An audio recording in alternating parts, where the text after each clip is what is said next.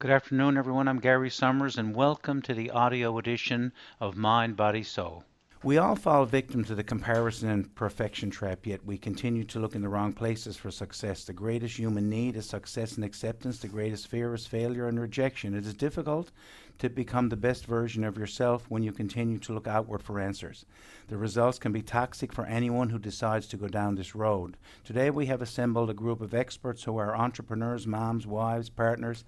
They lead hectic, busy lives and are here to make sense out of the chaos many find themselves faced with.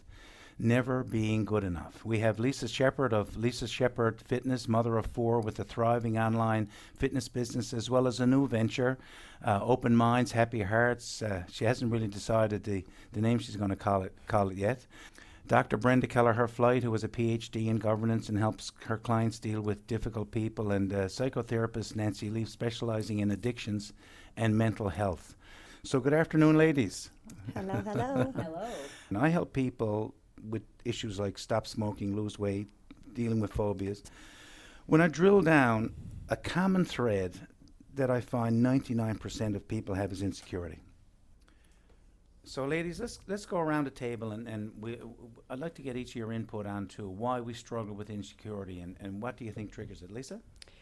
I think there's different reasons maybe people are triggered by insecurity. It could be past experiences. It could be something that happened in their childhood, some sort of trauma. It could be you got a case of perfectionism and you have this stress put on yourself. And it could be what I see. I think there's a rise in this comparison trap in perfectionism because of the social media. And we put pressure on ourselves to hold up these standards of the perfect picture and the perfect lives and all this stuff that you see on social media. So I think that has a huge impact on And it. you don't see what's going on in the background. Brenda, what do you think? Well, I think what happens is that we don't have a definition of enough. We have a definition of what's not enough, but no one tells us what's enough. So therefore we're struggle, because then we see the photograph, we see the person next door, we see, and we think, if they have it, am I supposed to have it? If you have it, why don't I have it? It's kind of like living life in the gap. We talk about gap and growth, and it's like there's that gap. You look outward and you see everybody else has this. Well, Mom, I need a new iPhone 10 or iPhone 11. Cause why? Well, because my friends have it. Absolutely. Nancy, what do you think? Well, we have this central belief, is what I find in my observation in my work, that we're just not good enough. And like Lisa was mentioning, this belief is a result of, widespread conditioning in our society on many levels. That basically tells us that unless we have stuff on the outside or look like a certain way or have, again, stuff like everybody else, unless we have these things or we do certain things, then we are going to be good enough. And that's a very, faulty pursuit, because that void is never really filled. And so we get temporary fixes of feeling good enough until that wears off. And then the pursuit is on again to feel that good enough. And we have this thing in our minds that it's like, once we feel like we're good enough, we're full, we're complete. But that pursuit is outside of us and not internal. So therefore, it just doesn't work. But that's this loop that we're caught in, and it really, like, the theme is, external validation of who we are. We get that mixed up. We get that mixed up because we think it's what we do, what we have, that makes us good enough.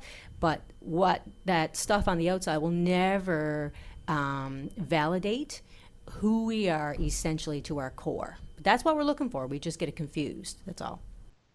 So where do people judge themselves the most, Lisa? Oh, for me, I see it a lot. People judge themselves in their image and what they look like. They hold their worth in their belt size or the scale. I see that a lot, and it's tragic because we're not a number. We're much more than that. But it's a huge issue for moms and women that I see regularly. I see that happening.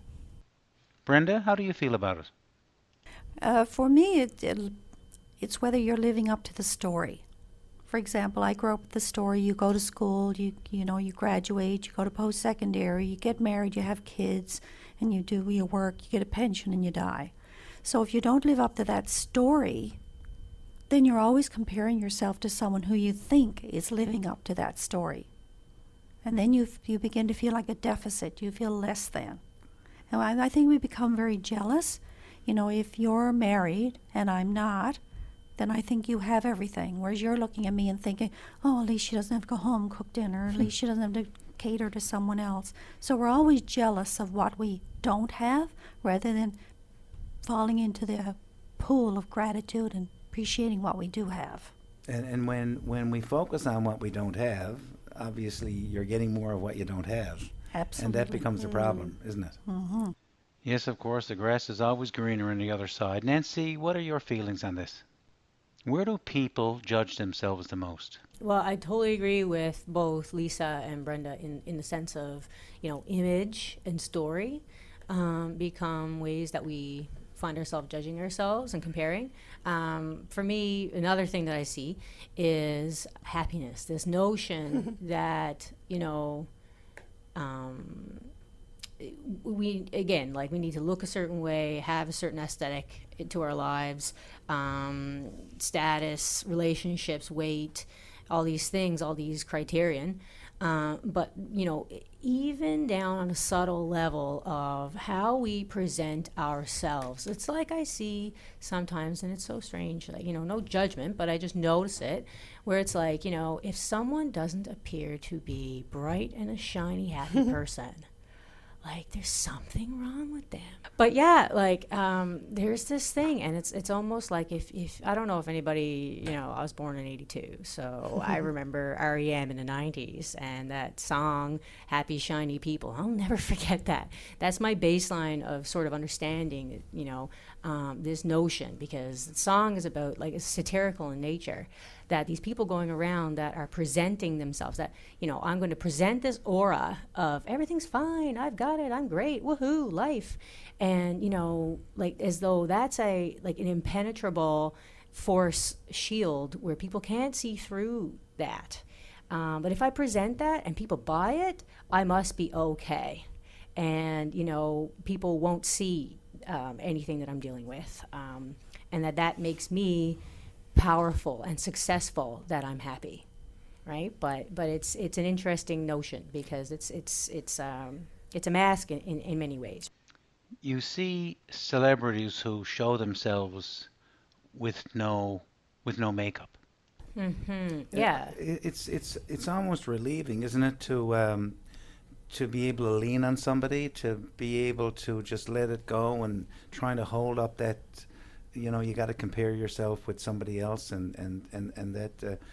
Lisa, we'll start with you. When do we find people compare? And you had a very interesting story, and we'd like this to also to filter down into children as well, because they learn it somewhere, and it all starts somewhere. So, that story about your kid and with the toys, yeah. And also about how you're decluttered. Yes.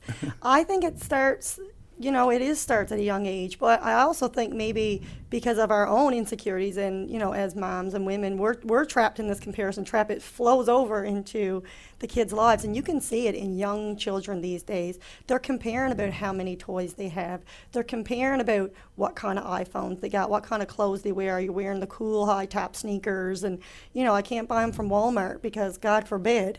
You see it all the time, and kids preschool age are making comments like, I have more stuff than you, I have more toys than you, and that weighs on the kids. I know firsthand that the kids come home and feel less because they got less stuff, and that's tragedy because that's not, So I just feel like it filters down through right down to small children, and I work with a lot of children, and I hear it all the time in the schools and in my own house. Kids saying, well, how come I can't have this because, I don't have as much as this child, and I don't have as much as that child. And you can see it weigh on their minds and their eyes that they don't feel like they're enough, and I don't think we're doing justice as parents. Like, we feel as adults the pressures of comparison, and we shouldn't be sending that off into our children, you know? Like, we should be nailing that down at the beginning as soon as we hear those types of comments, and not making them feel like their worth is by how much stuff they have. You see it a lot. Brenda? Well, I think what happens is that with every generation, we want the next generation to do better. So what we do with our children then is we want, if we are such and such and we've attained so much, we want them to have more.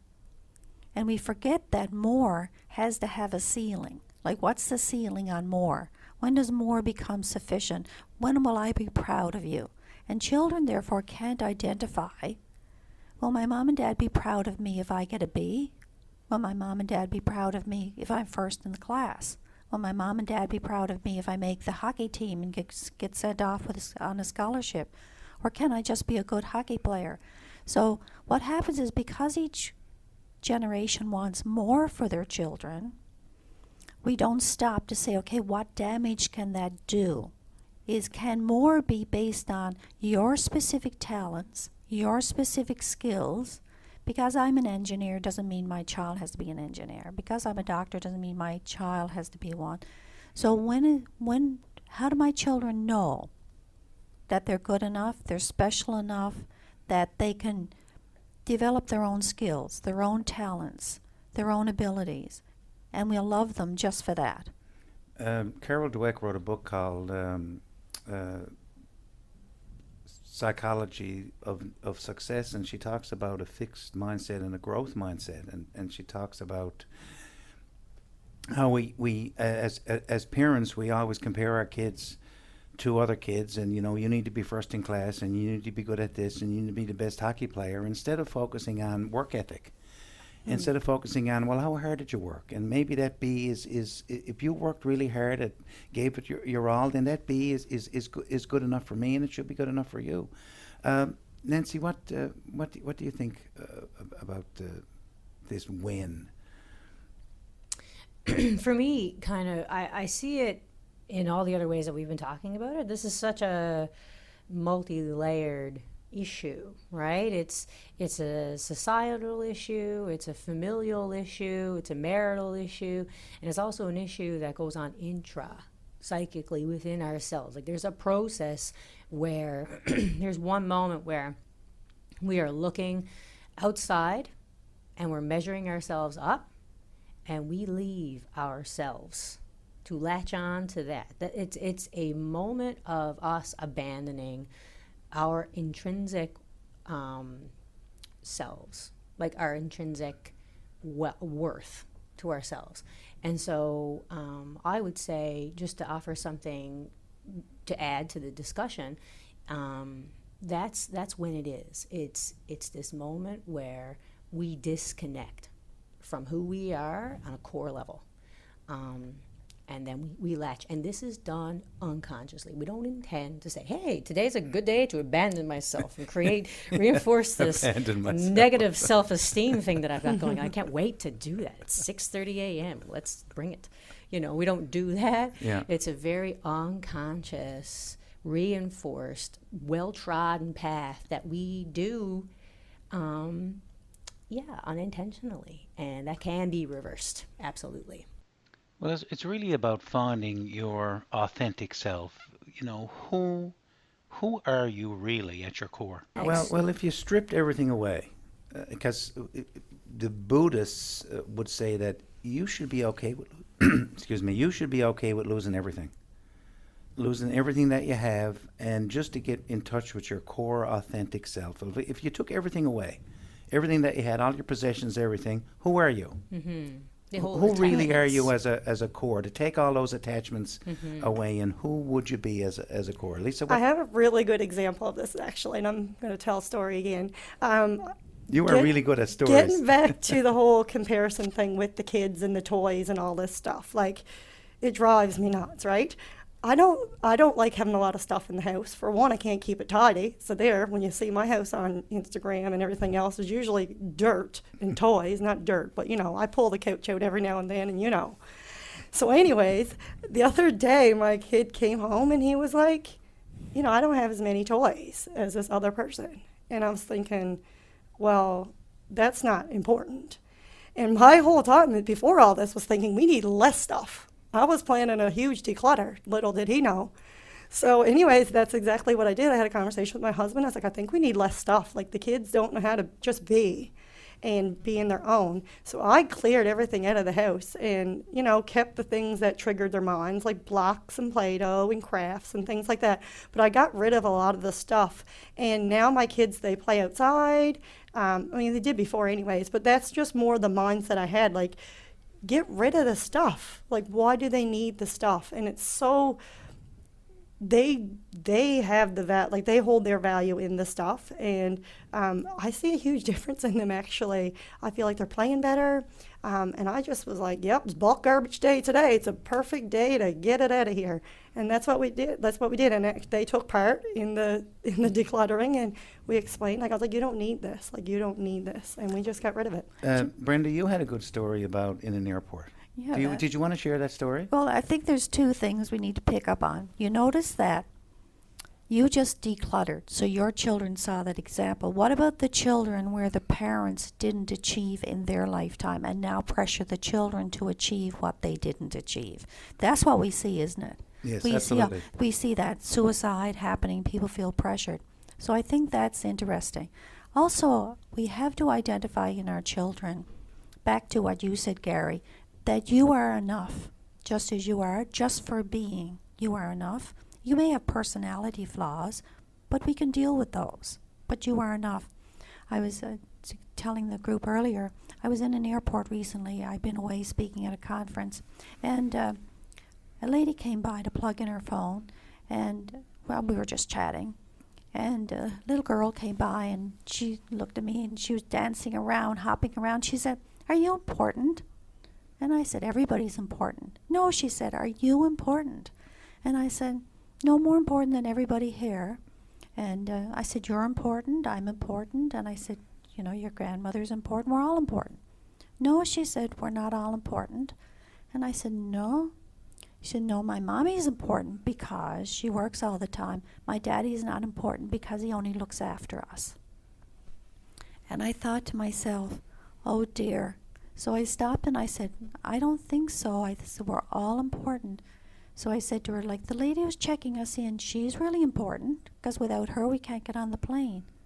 But I said, when we get on the plane, the man who's flying or the lady who's flying the plane, they're really important because they're going to keep us safe. And then the people that serve us our drinks and our food, they're really important. So I said, we're all important. She looked at me, she said, She said, we're all important. I said, yes, every person is important. So we get the message somewhere, whether it's TV, whether it's families, and I think lots of times adults don't realize that children are listening when we think they're not listening. Lisa, give us an example of a time when you fell victim to the comparison trap and what you did to overcome it, because we all do it. I mean, We all do it. right? I mean, it's hard not to get caught in the comparison trap.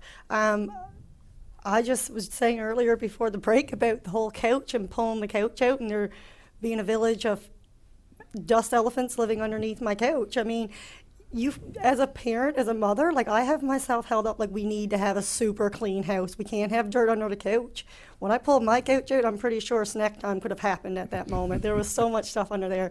But like it happens, like for me as a mom, like, you know, you go to play group and not just myself, like I hear other moms too, like, oh my God, you got it all together. Like you got the clean house and you got the snacks packed and you feel that pressure, like, geez, I chose cheese slice that my kid day before I left, you know, and like it's okay, but you get caught in that comparison trap. And I think what we need to do to stop it is one is to actually physically, mentally tell ourselves, like, stop it. Like, why? Like, why are we doing this to ourselves? And Connie, you got to retrain your brain to know, like, that's not important. Like, is it really important in bigger picture? And I'll ask myself and my kids that all the time. Like, does it really matter though? Like, does it really matter? And once you look at it, you're like, it doesn't. So let it go. There's a lot more important things on the go. And besides, the dirt under the couch is really fun for the kids because it's just like Christmas morning all over. Bigger picture, right? Brenda, you're human like all of us. I'm sure you've fallen into the comparison trap just like me, just like everybody else. Absolutely. I remember first when I switched from nursing to education, I was always being told, you're not a true educator. You come from a healthcare background. And everywhere I went, this was the mantra that I heard. So I found myself comparing myself with everybody else. Do I think like everybody else? Do I look like everybody else? Am I reacting like everybody else? What is so different about me that people got to keep pushing this in my face, even though I'm fully qualified for what I do? What's going on here? And it took me a long time to realize that someone can only do that to me when they're feeling insecure themselves. Mm-hmm. But it took me a long time to get there. So I'm not saying it happened overnight. But I think what happens, other people tell us what we look like, what we sound like. Your hair's too long, you should get cut. You know what I mean? Isn't it time you threw that sweater away? You know what I mean? Like, people are always judging us. And it's not until I got to that point that I could switch it around and say, okay, the only way you can criticize me is if you're criticizing yourself at the same time. And then I could begin to heal, and I could begin to move forward. Carl Jung coined the term shadows. He says shadows are the things we don't like about ourselves, and it's easy to find fault with somebody else, but you can't see the same fault that you have in yourself, because we were all basically born equal. Like, we can all have the ability to be happy one day, to be sad another day, to be generous one day, to be stingy another day, to have something nice on one day, to have something not so nice on another day. So when you look and you judge people, Carl Jung said, what irritates us about other people can lead us to a greater understanding of ourselves. That's the point of looking inward. And when you strip it all away, like, who are you as a person, really is what it comes down to, isn't it?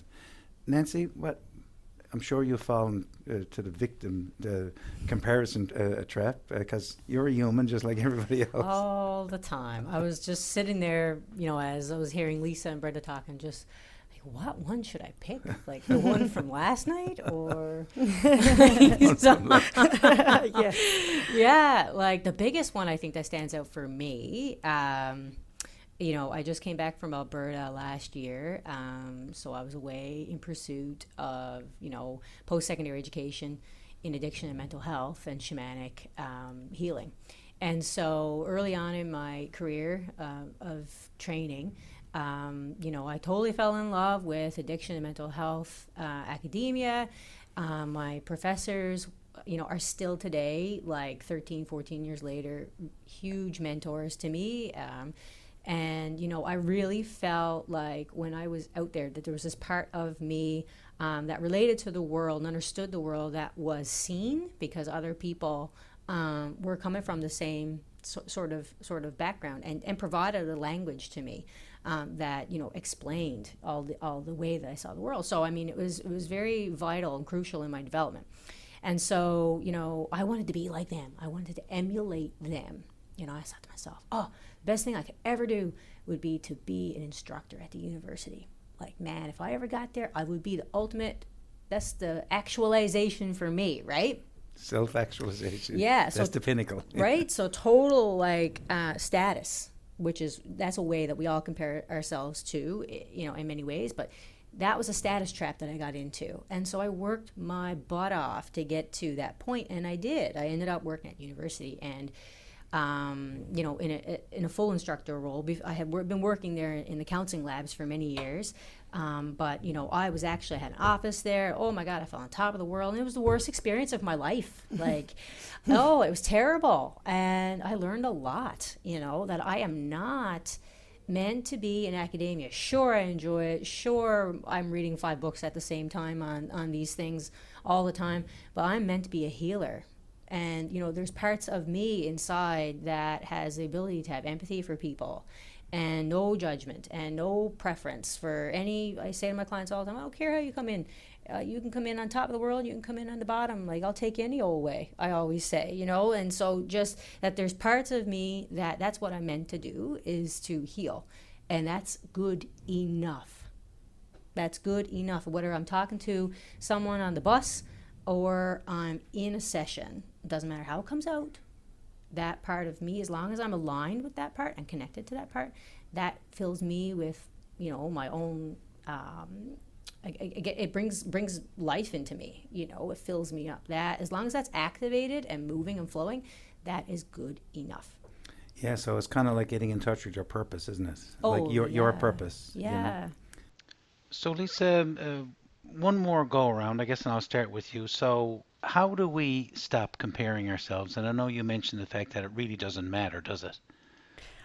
Because I'm all about the mindset, right? The power of the mind, and a lot of the times, when we get ourselves in there, the inside talks that we do to ourselves is what leads us into these feelings. So what we're telling ourselves is so important. So instead of saying to ourselves, "Oh, geez, like, look how thin that lady is," or "Look how good her skin is," or "Geez, look what she packed for her lunch today. Like, why am I getting like a frappa something latte at some other place when I should have had like a nice lunch or something packed." Instead of telling ourselves all of that, we are enough. It's good enough. Like, yes, you're fine. Like, and if you're not happy with where you are, then put your energy towards that. Put your focus there. Stop focusing on the other person and just put yourself in a path that leads you to where you want to be, instead of feeling the jealousy and the resentment and the anger, and then that turning into toxic spill inside yourself. Just make a better choice for yourself, but it starts in the mind. Like, you got to switch it in the mind first. Brenda, how do we get out of this comparison trap? I think the first thing is to stop confusing contentment with happiness, because happiness can be an addiction as well. Because once I get the car, I want the boat, and then I want the clothes, and then I want the holidays. So I think being in alignment is standing straight and tall. It's about being centered. So I think we need to make sure that the word happiness, very often when you look at the positive psychologies, we're used more in line with contentment. And I think sometimes trying to be happy, then we're grasping all the time. We're grasping for the next thing. The second thing is to don't confuse truth with belief. Because sometimes we're living the world through the beliefs that other people have taught us. And we forget to remember that if we grew up in another country, in another place, we'd have another set of beliefs. So find those truths. Identify our story would be the third thing I'd say. What is my story? What do I want? Not what is my story now, but what is my story, the story that I've created, with all what I want versus what I don't want. I think that's critical today. And the fourth thing I'd say is the garbage you're holding, it belongs to someone else because they dumped it on you. You can't heal it because it's not yours. You have to let it go. And you let it go by returning to alignment, universal alignment. Those would be the four things I'd leave. Beautiful stuff. Yeah. So Nancy, as a psychotherapist, how would you put your spin on this? Some beautiful stuff being said here. Just sort of to add to that, I think for me, because again, holistically, there's so many ways to work with this issue. There's avenues through the mind, there's avenues through the heart, there's avenues through the body, there's avenues through the spirit. And so I think, for me, the biggest thing that's worked for myself personally and for many other people I've worked with is moving beyond the mind and sort of going into the heart and practice the art of failurehood.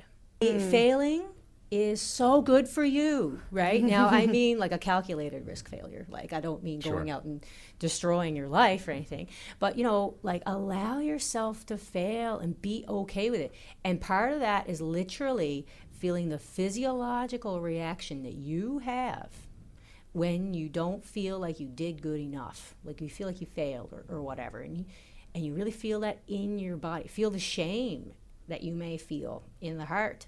Of not measuring up to even your own personal best, let alone someone else's measure.